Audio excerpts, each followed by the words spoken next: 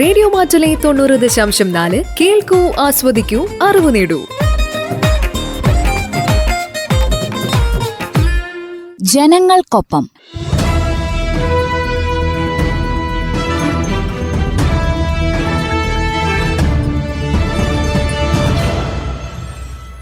വിവിധ സർക്കാർ വകുപ്പുകളെയും പദ്ധതികളെയും പരിചയപ്പെടുത്തുന്ന പരിപാടി.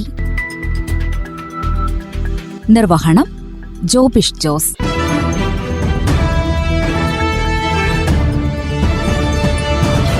സാമൂഹ്യ വിരുദ്ധ പ്രവർത്തനങ്ങൾ തടയുന്നതിനായി കേരളത്തിൽ നടപ്പിലാക്കിയ നിയമമാണ് Kerala anti social activities prevention act അഥവാ കാപ്പ.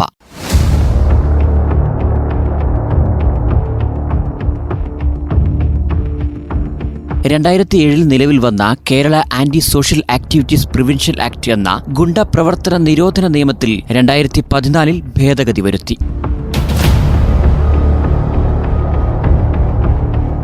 കാപ്പ നിയമത്തിന്റെ അടിസ്ഥാനത്തിൽ അറസ്റ്റിലാകുന്നവരുടെ കരുതൽ തടവ് കാലാവധി 1 വർഷമാണ്. ഗുണ്ട, റൌഡി എന്നീ 2 വിഭാഗമായി പരിഗണിച്ചാണ് തടവ് ശിക്ഷ തീരുമാനിക്കുന്നത്. മാത്രമല്ല, ഗുണ്ട, റൌഡി എന്നിവ സംബന്ധിച്ച് കൃത്യമായ നിർവചനം ഈ നിയമത്തിലുണ്ട്. അനധികൃത മണൽ കടത്തുകാർ, പണം പലിശയ്ക്ക് നൽകുന്ന ബ്ലേഡ് സംഘങ്ങൾ, അബ്കാരി കേസിലെ പ്രതികൾ തുടങ്ങി സാമൂഹിക വിരുദ്ധ പ്രവർത്തനങ്ങളിൽ ഏർപ്പെടുന്നവരെ ഗുണ്ടകളെന്നും, കൂലിത്തല്ല്, കൊട്ടേഷൻ പ്രവർത്തനം എന്നിവയിൽ സജീവമാകുന്നവരെ റൌഡികളെന്നും കണക്കാക്കിയാണ് നടപടിയെടുക്കുക. 3 കേസുകളിൽ പ്രതികളാവുകയോ 1 കേസിൽ ശിക്ഷിക്കപ്പെടുകയോ ചെയ്യുന്നവരെയാണ് ഗുണ്ട നിയമപ്രകാരം കരുതൽ തടങ്കലിൽ വയ്ക്കുന്നത്. പൊതുസുരക്ഷയ്ക്കും സമാധാനത്തിനും ഭംഗം വരുത്തുന്നവർ, അറിയപ്പെടുന്ന ഗുണ്ടകൾ, അനധികൃത മദ്യക്കച്ചവടക്കാർ, കടത്തുകാർ, വിൽപ്പനക്കാർ, ഇവരുടെ അടുത്ത ബന്ധുക്കൾ, വ്യാജനോട്ട് നിർമ്മാതാക്കൾ, വിതരണക്കാർ, മണൽ മാഫിയ, വ്യാജ CD നിർമ്മാതാക്കൾ, വിതരണക്കാർ, ലഹരിമരുന്ന് ഉൽപ്പാദകർ, കടത്തുകാർ, വിൽപ്പനക്കാർ എന്നിവരെല്ലാം ഈ നിയമത്തിന്റെ പരിധിയിൽ വരും. ഇതിനു പുറമെ വിദേശ രാജ്യങ്ങളിൽ നിന്ന് ഹവാല ഇടപാടിലൂടെ പണം കടത്തുന്നവർ, പണത്തിനു വേണ്ടി വ്യക്തിയെ ആക്രമിക്കുന്നവർ, അനാശാസ്യ പ്രവർത്തനങ്ങളിൽ ഏർപ്പെടുന്നവർ തുടങ്ങിയവരും ഇതിൽ ഉൾപ്പെടും.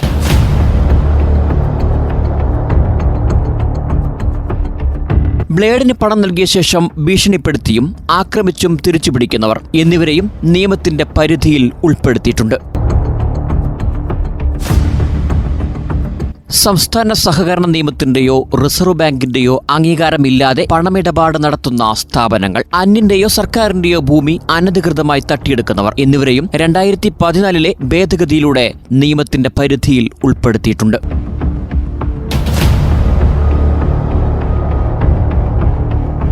അറിയപ്പെടുന്ന ഗുണ്ടകളെയും റൌഡികളെയും ചില സ്ഥലങ്ങളിൽ പ്രവേശിക്കുന്നത് 1 വർഷം തടയാൻ DIGക്കോ ജില്ലാ മജിസ്ട്രേറ്റിനോ അധികാരമുണ്ടാകും.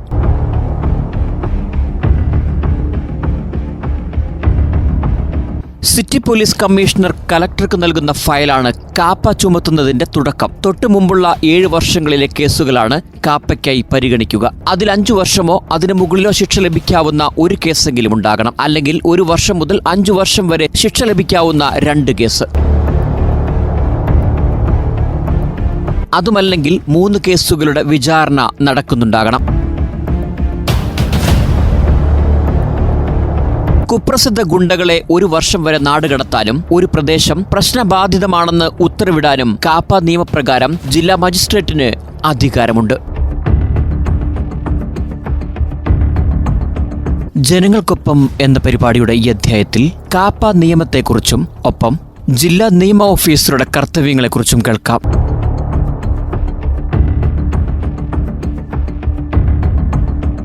District law officer Faisal CK സംസാരിക്കുന്നു.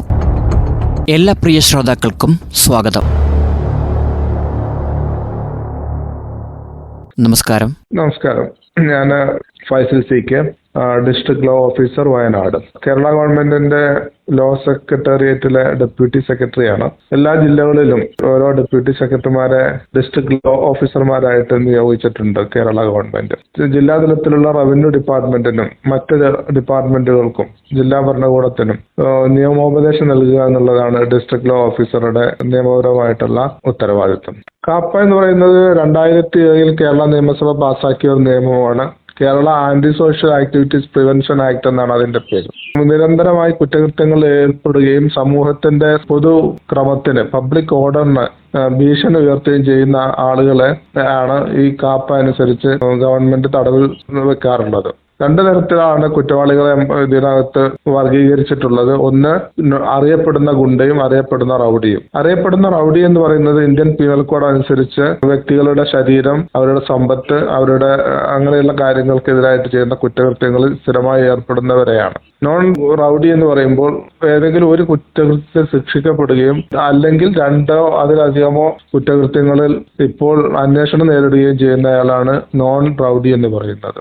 നോൺ ഗുണ്ട എന്ന് പറയുന്നത് അതിനേക്കാൾ കൂടുതൽ ഗൗരവമേറിയ കുറ്റങ്ങൾ ചെയ്യുന്നവരാണ്. ഉദാഹരണത്തിന് NDPS പോലെയുള്ള കുറ്റങ്ങൾ ചെയ്യുന്നവരാണ്. അപ്പോൾ നോൺ ഗുണ്ടയായിട്ടോ നോൺ റൗഡി ആയിട്ടോ ജില്ലാ ഭരണകൂടം ഡെസിഗ്നേറ്റ് ചെയ്യുന്നവരെയാണ് കാപ്പ അനുസരിച്ച് നമ്മൾ കരുതൽ തടങ്കലിൽ ശിക്ഷിക്കാറുള്ളത്.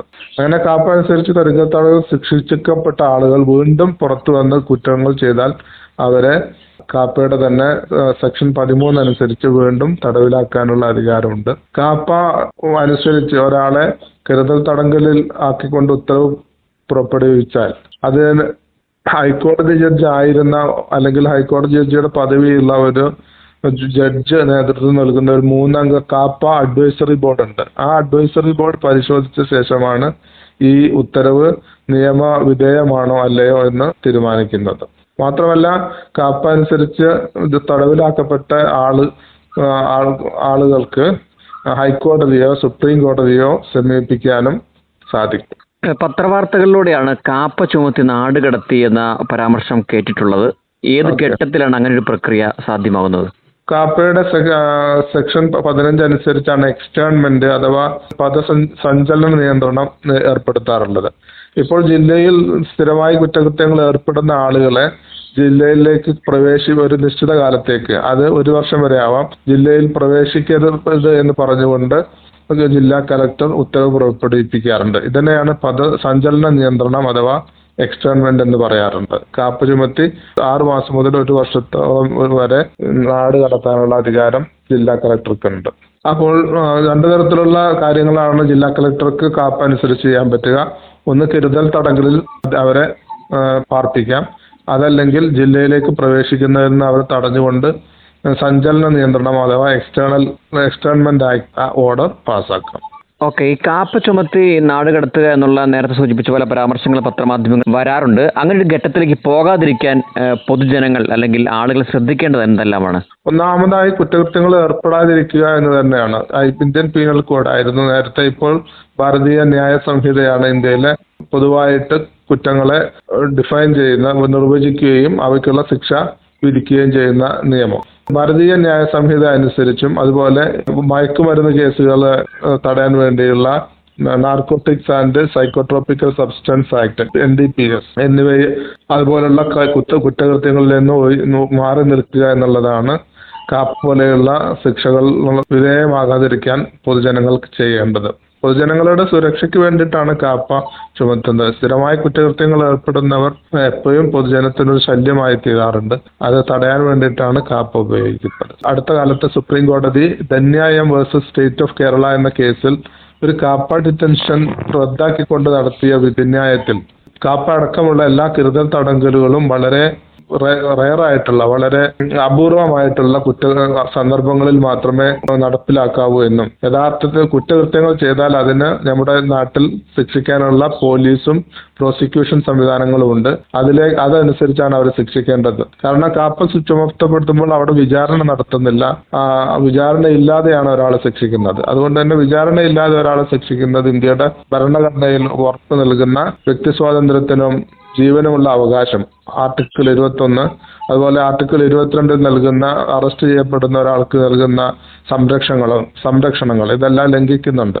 അതുകൊണ്ട് തന്നെ വളരെ അപൂർവമായി മാത്രമേ കാപ്പ പോലെയുള്ള കരുതൽ തടങ്കൽ നിയമങ്ങൾ വ്യക്തികൾക്കെതിരെ ചുമത്താവൂ എന്ന് സുപ്രീം കോടതിയുടെ ധന്യായം വേഴ്സസ് സ്റ്റേറ്റ് ഓഫ് കേരള എന്ന കേസിൽ വിധിക്കുകയുണ്ടായി. കരുതൽ തടങ്കൽ നിയമം ആദ്യമായി പാസ്സാക്കുന്നത് പ്രിവെന്റീവ് ഡിറ്റൻഷൻ ആക്ട് 1950 കേന്ദ്ര ഗവൺമെന്റ് പാസ്സാക്കിയത്. അന്നത്തെ ആഭ്യന്തരമന്ത്രിയായിരുന്ന സർദാർ വല്ലഭായ് പട്ടേൽ പാർലമെന്റിൽ പറഞ്ഞത് ഈ നിയമം പാസ്സാക്കണോ പാസ്സാക്കണ്ടയോ എന്നത് എന്നെ ഒരുപാട് അലട്ടിയെന്നും എനിക്ക് ഒരുപാട് ഉറക്കമില്ലാത്ത രാത്രികൾ സമ്മാനിച്ചു എന്നുള്ളതുമാണ്. ബ്രിട്ടീഷുകാരുടെ കാലത്ത് ആരംഭിച്ചതാണ് ഈ കരുതൽ തടങ്കൽ നിയമങ്ങൾ. ബ്രിട്ടനിൽ ഇന്ന് ഈ കരുതൽ തടങ്കൽ നിയമങ്ങൾ ഇന്ന് ബ്രിട്ടനിൽ നിലവിലില്ല, പക്ഷെ ഇന്ന് ഇന്ത്യയിൽ ഇപ്പോഴും നിലനിൽക്കുകയാണ്. സത്യത്തിൽ വളരെ അധികം സൂക്ഷ്മതയോടുകൂടി മാത്രം ഉപയോഗിക്കേണ്ട ഒന്നാണ് കരുതൽ തടങ്കൽ എന്നത്.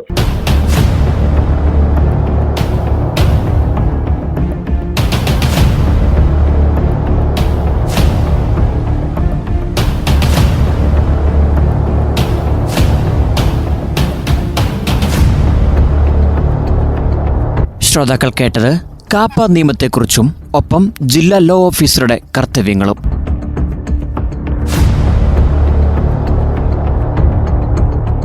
സംസാരിച്ചത് ജില്ലാ ലോ ഓഫീസർ ഫൈസൽ CK.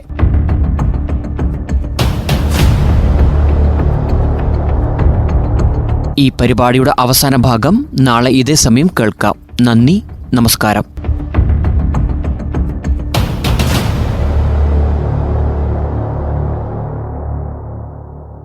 ജനങ്ങൾക്കൊപ്പം